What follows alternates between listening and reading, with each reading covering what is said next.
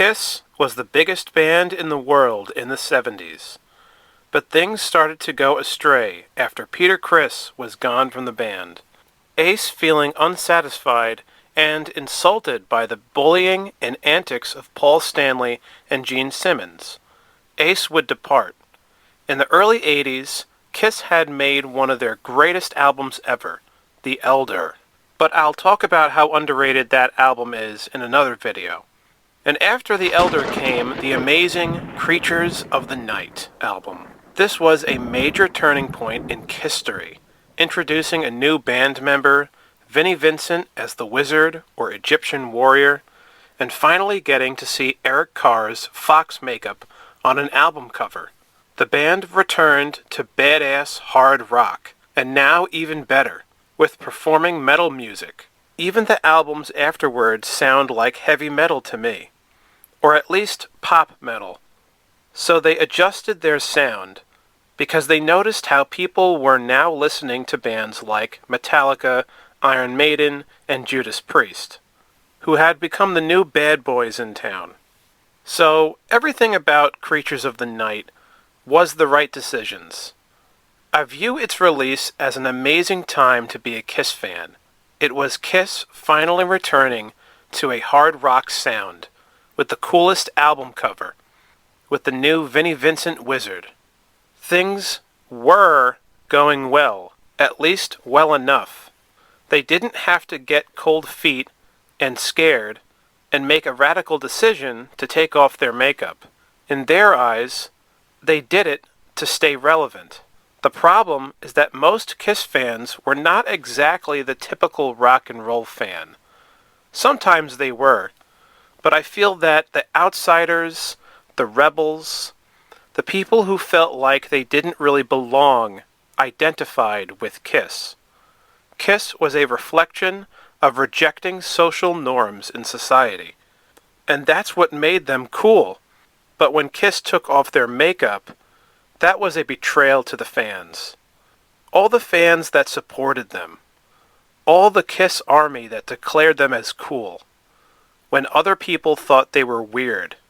But now they had just become another normal rock and roll band, which isn't exactly bad, but it just made Kiss lose their edge.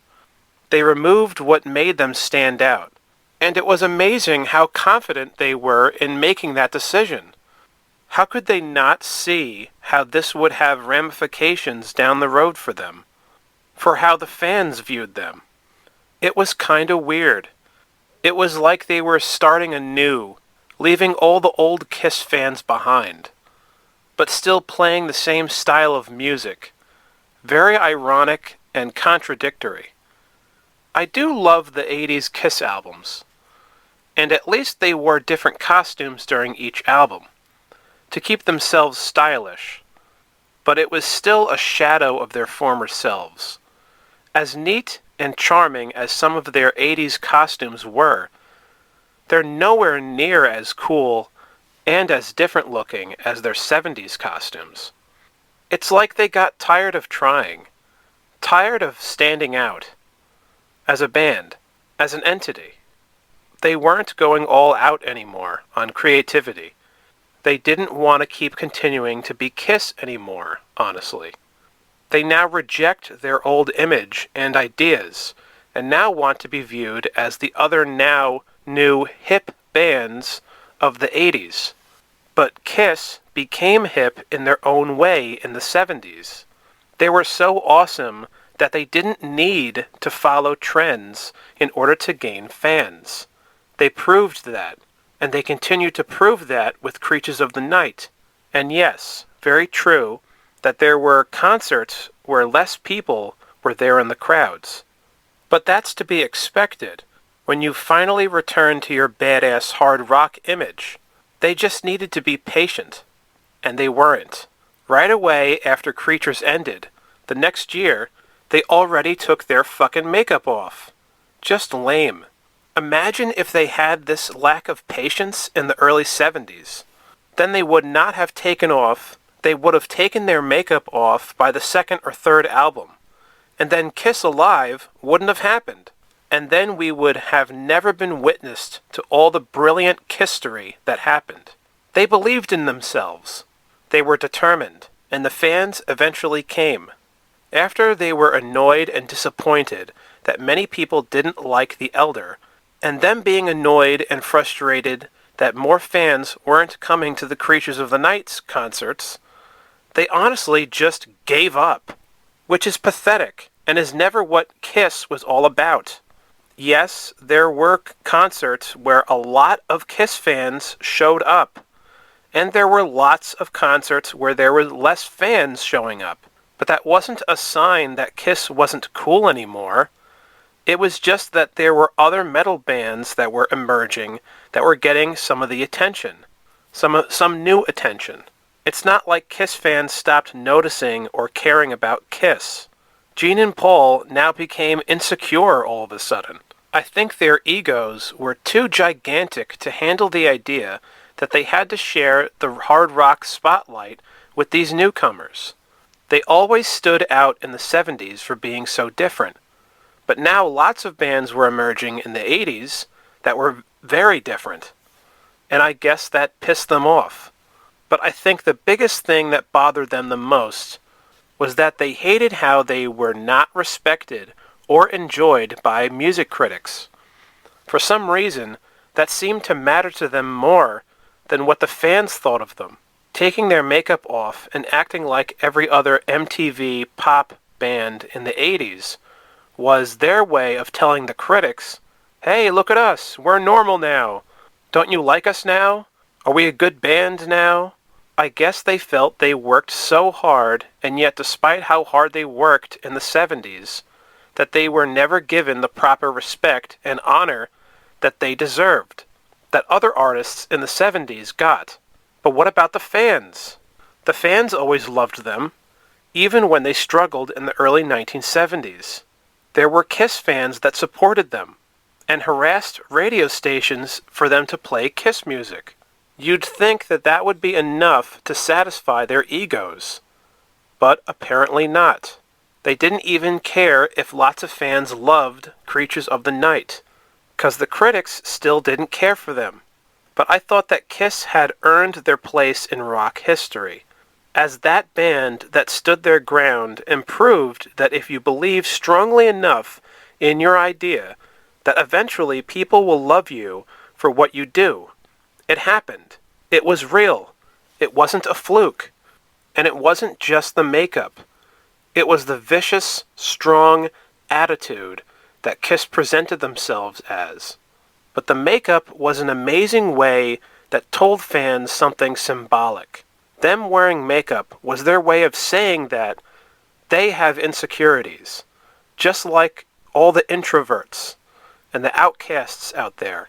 That the makeup indicated that they feel the pain of rejection from people, and that they were going to wear their insecurities proudly and declare themselves as the hottest band in the land. All those amazing emotions are now removed when they removed their makeup. That's what the problem was. And it's pretty embarrassing and annoying that they just thought that philosophy about life that they believed in was now a waste of time now, all of a sudden. Now that all of a sudden some other bands are getting a lot more attention in the early 1980s. I felt that Kiss fit in with the misfit heavy metal bands of the 80s. Those bands had niche fan bases, and they were still very popular. It wasn't like the fans were replacing Kiss with these new bands. It was that Kiss now has to share the spotlight with them and compete with them.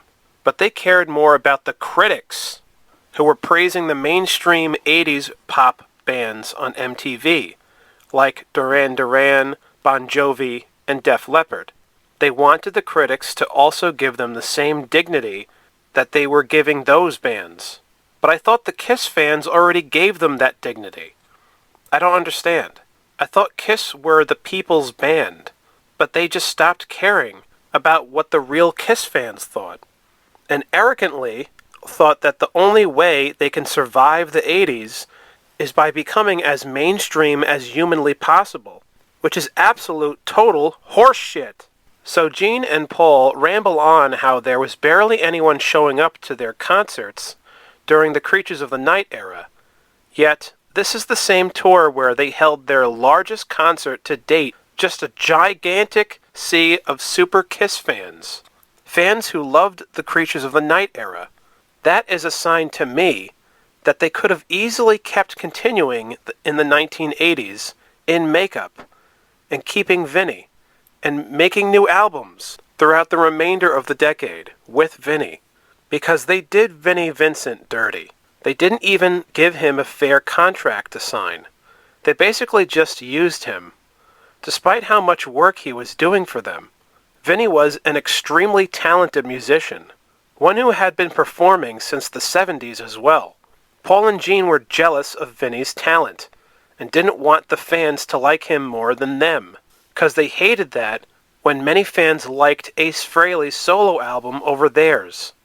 Paul and Gene resented the attention that Ace and Peter got so much that they never wanted to have that same feeling again from members of the band, so they decided to pancake the fanfare of Eric Carr the Fox and Vinnie Vincent the Wizard.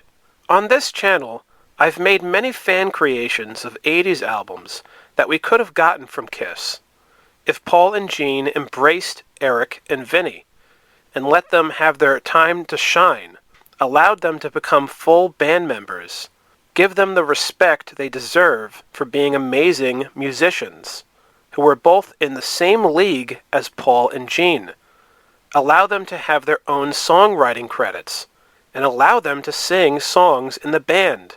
All these awesome memories were robbed from us, fans, because of the insecurities of Paul and Gene. Why did the fans have to be punished for their silly, ego-driven insecurities? The fans deserved more. Eric and Vinnie deserved more. But instead, the 80s mostly became riddled with endless blandness.